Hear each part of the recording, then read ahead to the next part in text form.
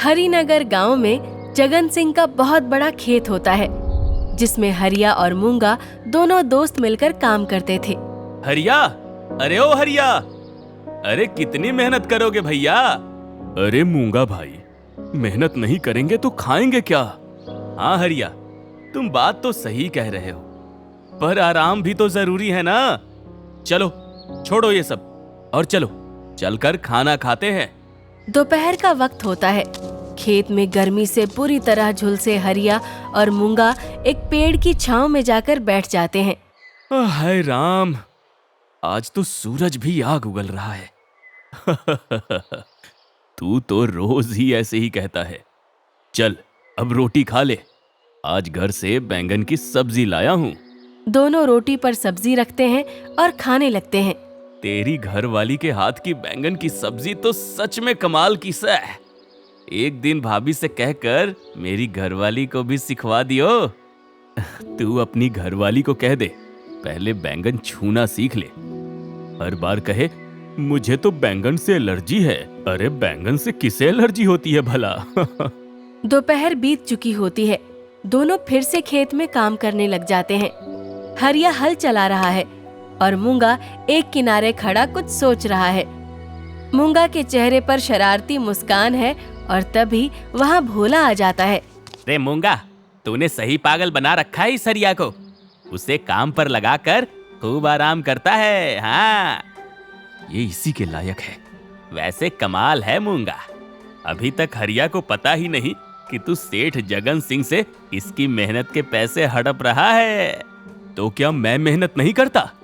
ए हरिया, इतना भी कोई काम नहीं करता है जितना तुम समझ रहे हो। हाँ, सेठ ने पूरे खेत की जिम्मेदारी मुझे ऐसे ही नहीं दे रखी।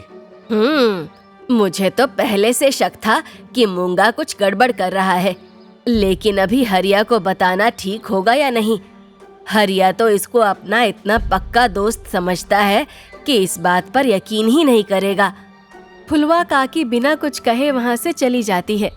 अगले दिन सुबह सुबह मूंगा और हरिया दोनों काम कर रहे होते हैं। आज तो पहली तारीख है, सेठ जी हिसाब करने के लिए आते ही होंगे। मूंगा ये सुनते ही कुछ सोचने लगता है और फिर एकदम से हरिया के आगे पैर अड़ाकर उसे गिरा देता है। अरे हरिया, उठो उठो उठो, मेरा गलती से पैर आगे आ गया और तुम गिर गए। अरे कोई नहीं मूंगा। मूंगा हरिया को उठाता है, पर हरिया को सीधे खड़े होने में तकलीफ हो रही होती है। अरे हरिया, तुमको तो लगता है कुछ ज्यादा ही लग गई। अब एक काम करो ना, तुम पेड़ के नीचे आराम करो और तुम्हारा काम मैं कर देता हूँ। हाँ, तुम मेरे सच्चे दोस्त हो मूंगा, मेरा कितना सोचते हो। अरे दोस्त तो ऐसे ही होते हैं ना। हरिया पेड़ के नीचे आराम करने लगता है और मूंगा हरिया के हिस्से में काम करने लगता है।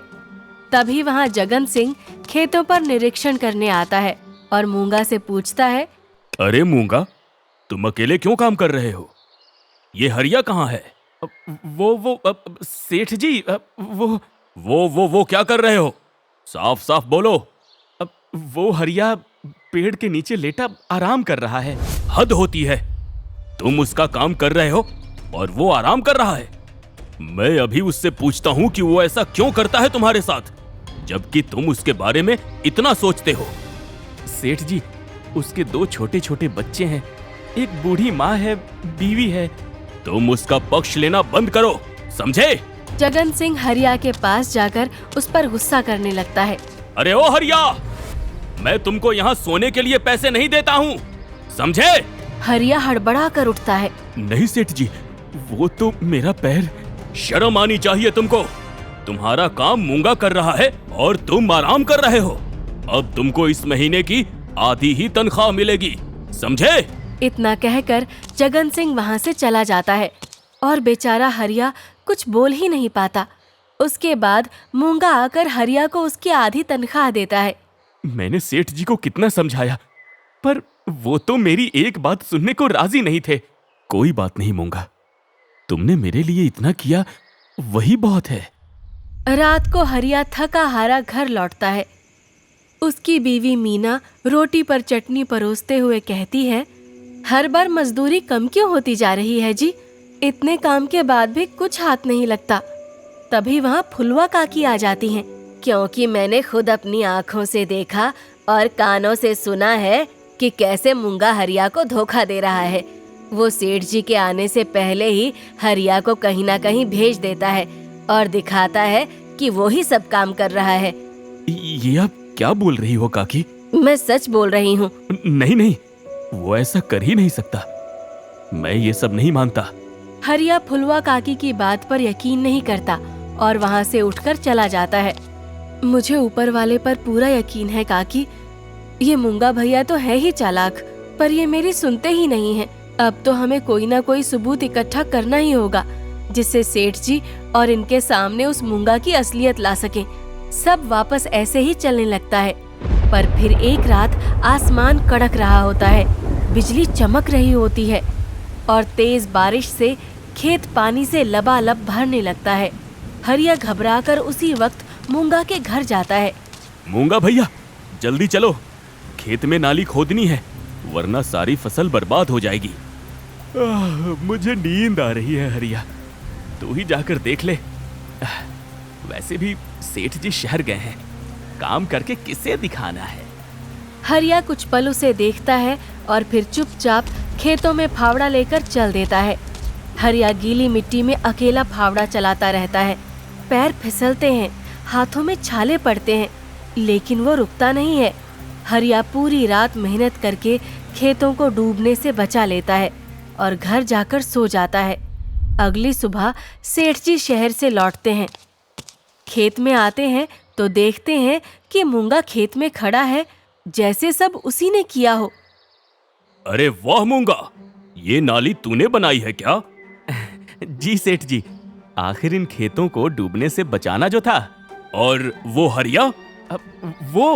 वो तो घर पर सो रहा होगा। मैंने उसे कल बोला भी था कि साथ चल, पर उसने आने से इनकार कर दिया। वाह मूंगा, तूने अकेले ही मेरे खेतों को बचाया, तेरा बहुत बहुत शुक्रिया।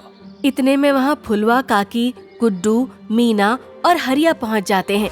ठहरो सेठ जी, हमें पूरा शक था कि अब इसकी अगली चाल यही होगी, इसलिए हम सबूत साथ लेकर आए हैं। क्या बात है फुलवा काकी, कौन सा सबूत? सेठ जी, ये गुड्डू है।